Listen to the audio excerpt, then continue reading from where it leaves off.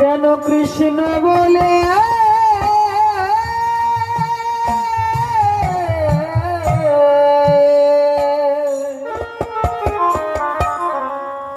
কাঁদিতে। আজকে শ্রীকৃষ্ণ চৈতন্য মহাপ্রভু কোন জাতপাত বাঁচলেন না, বে জাতিকেও পক্ষে জড়িয়ে ধরলেন। বে জাতির মধ্যে কাকে গণ্য করা হয়েছিলেন? একমাত্র হরিদাস ঠাকুরকে। কাকে কাকে গো? হরিদাস ঠাকুরকে বেজাতি বললেন কেন? বাবা বসুন। বেজাতি বললেন কেন? মানে প্রতিপালিত হয়েছিলেন মুসলমানের ঘরে, তাই তো? মহাপ্রভু বাবা মারা গেছে, স্বজাতি ভোজনের জন্য নিমন্ত্রণ করলেন। সমস্ত ব্রাহ্মণরা বললেন, না নিমাই, তোমার বাড়ি আমরা খেতে যাব না। কেন যাবে না? তুমি বেজাতি হয়ে গেছো, তুমি আর আমাদের স্বজাতি নেই। এই নিষ্ঠুরের দল আমার মহাপ্রভুকেও কখনো ছাড়েনি। মহাপ্রভুকে বারংবার কাঁদিয়েছে ওরা, মহাপ্রভুকে যত যন্ত্রণা দিয়েছে, মহাপ্রভু যত যন্ত্রণা সহ্য করেও এই সনাতন ধর্মের হরিনাম প্রচার করেছে। আমরা তার 100 ভাগের 1 ভাগ যন্ত্রণা নিয়েও কখনো এই নাম প্রচার করতেন না।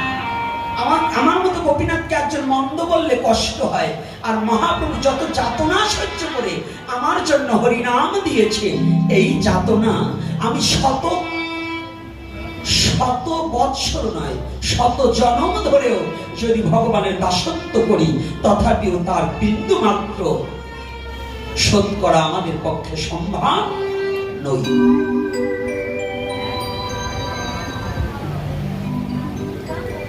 জাত চলে গেছি? বলছে হ্যাঁ। কেন? তুমি ওই যে মুসলমানের ছেলে হরিদাস, তার সাথে এক জায়গায় বসো, তাকে তুমি জড়িয়ে ধরো,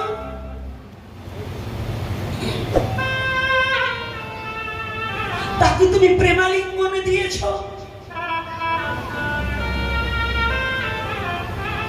নিমাই কোনো কথা বলছে, ভগবান গৌরহরি চুপ করে রয়েছে। ভগবান গৌরহরি মনে মনে বলছে, ওরে মূর্খ ব্রাহ্মণের দল, ওরে আমি হরিদাসকে স্পর্শ করেছি বিধায় আমার জাত চলে গেছে। ওরে আমার হরিদাসের ভিতরে যে প্রেম ভক্তি আছে, বিশ্ব জগৎকে পবিত্র করার মতো যোগ্যতা একমাত্র আমার হরি ভক্তের মাঝে রয়েছে।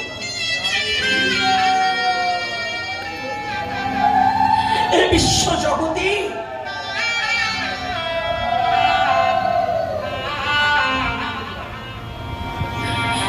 এই বিশ্ব জগতের মাঝে ভক্ত যে আমার কোনো বেজাতি হয় না।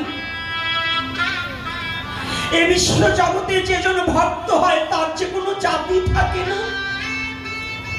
যে জন জগতে আমাকে ভালোবাসতে পারে তার যে কোনো কুল থাকে না। এই বিশ্ব জগতে যে জন আমাকে ভালোবাসতে পারে,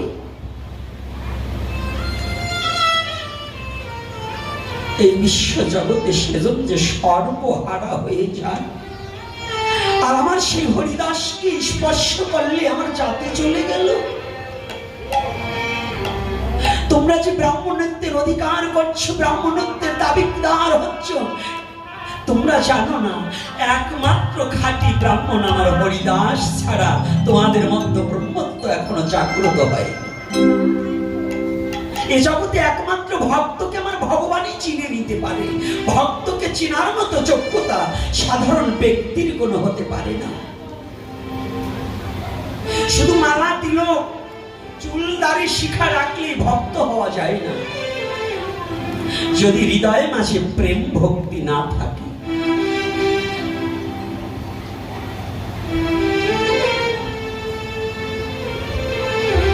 হরিদাস প্রতিদিন দূরে দাঁড়িয়ে কাঁদত। যখন শুনত, হরিদাস যখন শুনত যে আমার জন্য আজ মহাপ্রভুর কত মন্দ গাল মন্দ শুনতে হচ্ছে, সমাজের লোক তাকে কত তিরস্কার করছে, কত টোন কাটছে, কত ভাবে আঘাত করছে বাক্যর দ্বারা, হরিদাস নিরজনে বসে বসে কাঁদত। কাঁদত আর বলতো, প্রভু জীবনে আমি তোমাকে ভালো কিছু দিতে পারলাম না,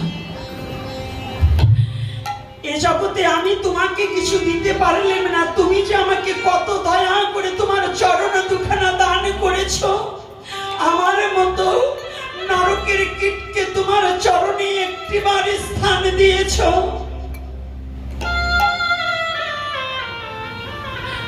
জানো প্রভু, ও দয়াময়,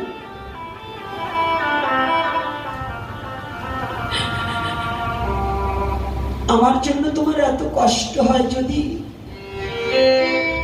আমার কোনো দাঁড়াবার জায়গা থাকতো, আমার যদি কোনো যাবার জায়গা থাকতো, তাহলে আমি এমন দেশে চলে যেতাম আর আমার জন্য তোমার কোনো কথা শুনতে হতো না। কিন্তু জানো প্রভু, এই বিশ্ব জগৎ যে তোমার চরণ ভিন্ন, আমার যে আর কোনো যাবার জায়গা নেই, আমার যে আর কোনো দাঁড়াবার জায়গা নেই, আমি কোথায় যাব বলো? তোমার চরণ বিনে বিশ্ব জগতে আমি কোথায় গিয়ে দাঁড়াবো?